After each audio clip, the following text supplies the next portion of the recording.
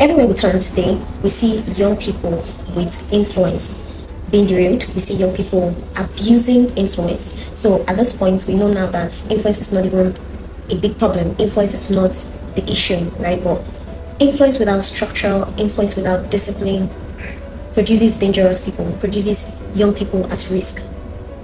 So influence is no longer the problem. What we're lacking right now is the right direction for every young person who has influence to effectively steward the influence and use it for a greater purpose. And like Dr. Miles Monroe said, when the purpose of a thing is not known, abuse becomes inevitable.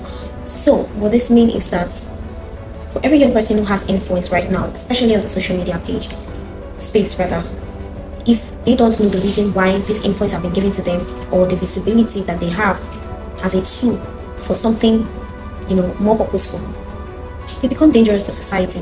You see a lot of young people come out, they want to go viral on social media, but they don't even know why they want to go viral. They just want to make money and just do their stuff. And the truth is, we can all look at these young people and shake our heads. We can look at them and be asking what went wrong. Well, this will keep happening if everyone is quiet, silent, and doing nothing about it. Evil does not just disappear. Evil disappears when good shows up. Darkness does not disappear on its own. Darkness does not drive darkness. Darkness is driven away when light shows up. So what this is just a call, and someone once said that if you cannot train them, then don't blame them. So what is lacking right now is training, proper training. What are the voices, or who are the voices that are rising to say, let's preserve these people, let's preserve these young people, let's train them. The glory of the youth is in their strength, right? And you cannot take it away from every young person. They have strength, they have vigor, they have energy, they have time, they have the influence right now. They can do what back then, so many years ago, we didn't have access to. But right now, young people have access to a whole lot of things, and they need proper guidance, proper instruction, the right teachings, the right voices, the right models that will show them that this is the way. That yes, you have influence, but you need to still understand purpose attached to your influence. That you've been given some level of wealth or riches. It's not just for frivolous activities, but to steward it for the right purpose. So what I see right now is influence is not lacking, but purpose is lacking. And purpose is the bridge between what you have and what is possible, what can actually happen, right? The three pillars upon which my message is centered on is potential, purpose, and possibility.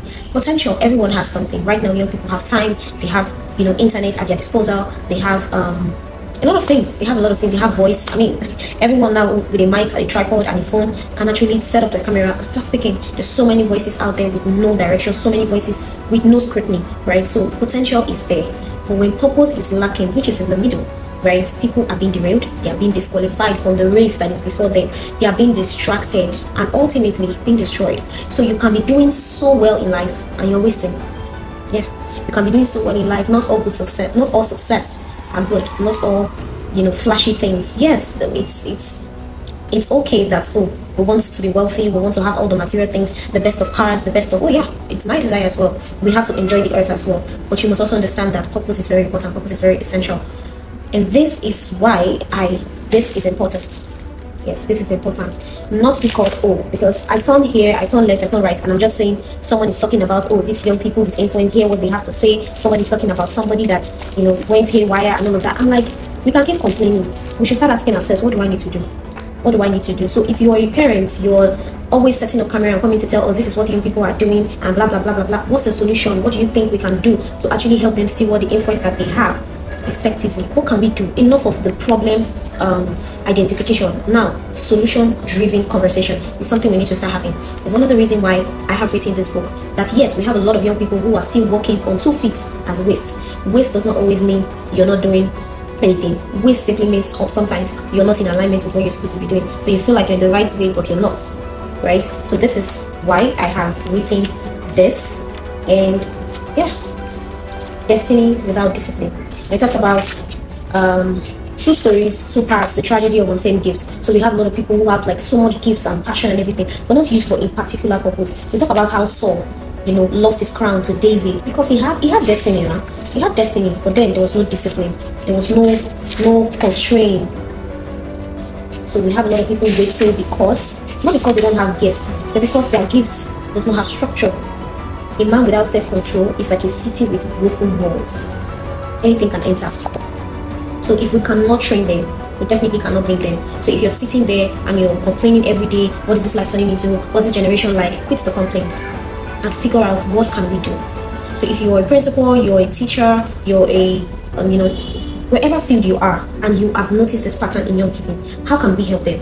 One is to start raising voices in different spaces, in different spheres of influence, to start speaking to these young people. Sometimes we think they don't want to hear, but they want to hear. Start raising voices that will start speaking into the heart of these people. What purpose truly mean? What potential must be used for? And what is possible for them? Start modeling to them that you can have influence, you can be wealthy, and you can still be purposeful. We don't have many voices who are writing. And just like the scripture says that the harvest is plenty, but the laborers are few. So many voices need to arise right now and get into the field. Young people need to be preserved. There's so much darkness in the world. But we're glad because light will always prevail. But light must actually rise up to actually dispel this darkness. So yes.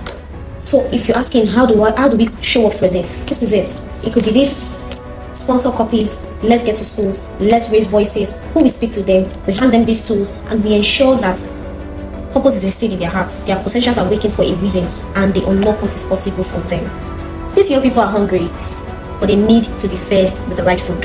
Yes, because just because everybody's cooking doesn't mean they have to eat their food. So they're hungry. The people are hungry. The nations are waiting. The people are hungry. The master is in need of us. So I pledge my allegiance to the one who has called me. I will make Jesus proud. Be menu. This is my own way of making the Lord proud, of making Yahweh proud, and for feeding the hungry, feeding the poor, and releasing the oppressed. Yes. When you're oppressed does not actually mean physically oppressed. You can be oppressed, you can be doing well in life, but you're oppressed with fear, procrastination, excuses, and the rest of life. So yeah, this is mine. What's yours?